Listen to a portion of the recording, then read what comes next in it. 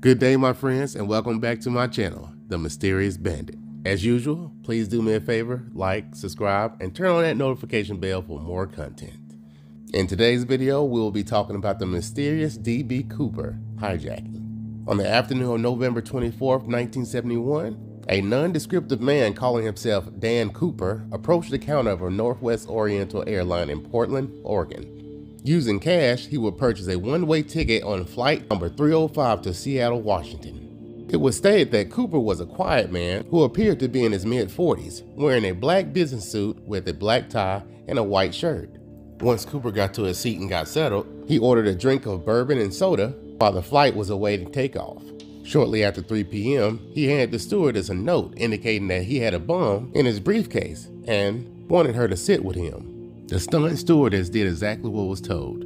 Opening his cheap briefcase, Cooper showed her a glimpse of a mass of wires and red-colored sticks and demanded that she write down what he had told her. Soon after writing the notes down, she walked to the captain of the plane and gave him the note that demanded 4 parachutes, $200,000 in all $20 bills.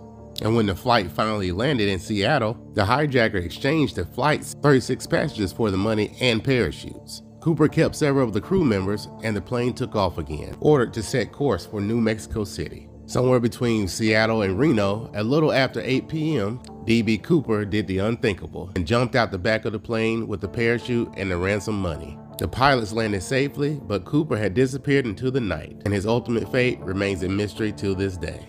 The FBI learned of this crime in flight and immediately opened an extensive investigation that lasted many years. They interviewed hundreds of people, tracked leads across the nation, and scoured the aircraft for evidence. By the 5-year anniversary of the hijacking, they had considered over 800 suspects and eliminated all but 24 from consideration. One person on their list was Richard Floyd Mccoy, which was their favorite subject among many. He was tracked down and arrested for a similar airplane hijacking and escaped by parachute less than 5 months after Cooper's flight. But McCoy was later ruled out because he didn't match the nearly identical physical description of Cooper provided by 2 flight attendants. Now, over the years, there would be so many speculations on this hijacking.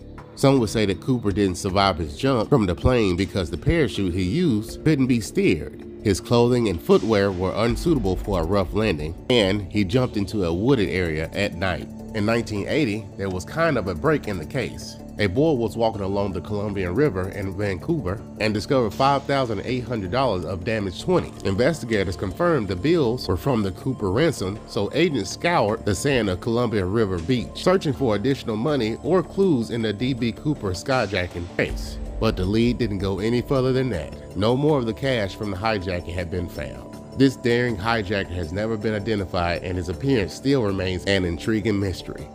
Now, Tina Mucklow, the 22-year-old stewardess who sat next to Cooper for hours, the FBI's primary witness, and had remained out of the public's eye since the hijacking, decided a few decades later to speak out about the traumatizing experience. He stated, "I still can feel things as I remember them in detail." Mucklow was the youngest crew member on the aircraft that day. She recalled as the plane was about to take off, one of her colleagues got up and moved seats that was next to D.B. Cooper's, who was in a seat under the name Dan Cooper and holding a suitcase. While Mucklow was walking down the aisle, her colleague dropped a note at her feet and motioned for her to pick it up. She picked up the note and read it. It stated, "Miss, I have a bomb and I would like you to sit next to me."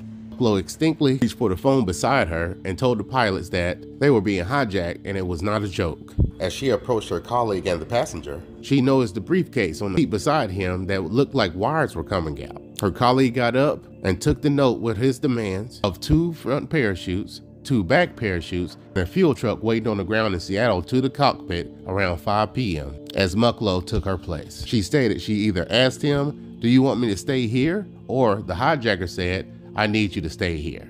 From that moment on, she was his point person, relaying messages over the interphone back and forth between him and the cockpit. She said there were several times when he got really upset, but she tried to do what she could to keep him calm and reiterated that they were doing their best and gave him as much information as possible. She said, "I was there for the hijacker to keep him feeling safe, reassured, comfortable, and not detonate that bomb."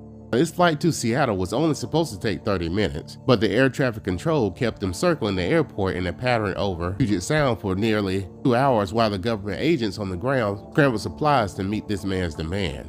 Mucklow said she later learned that they were in a holding pattern over the water to keep the plane and the people inside it from raining down on people below if the bomb had went off.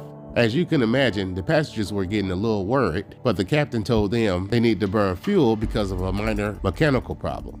When the plane finally landed, at the hijacker's request, Mucklow made several trips off and on the plane to carry the government's provided money and the parachutes on board. Once this was completed, the passengers got off, still unaware of what was really happening, and the 2 flight attendants also escaped the plane. So the only ones left was Mucklow and the 3 pilots. Before taking off, Cooper wanted the stairs at the back of the plane to be lowered during takeoff. Crew members argued that they couldn't take off with the stairs deployed. So it was decided they would instead take off with the one door open and that the stairs would be lowered while they're in the air. Hijacker told Mucklow to show him how to lower the stairs and to join the pilots in the cockpit, and instructed her to stay away from that point going forward.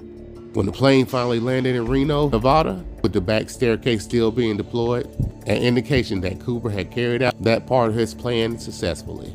It was clear he had actually jumped. Once it looked relatively safe, Mucklow stepped off the aircraft and the FBI pulled up and verified the remaining passengers.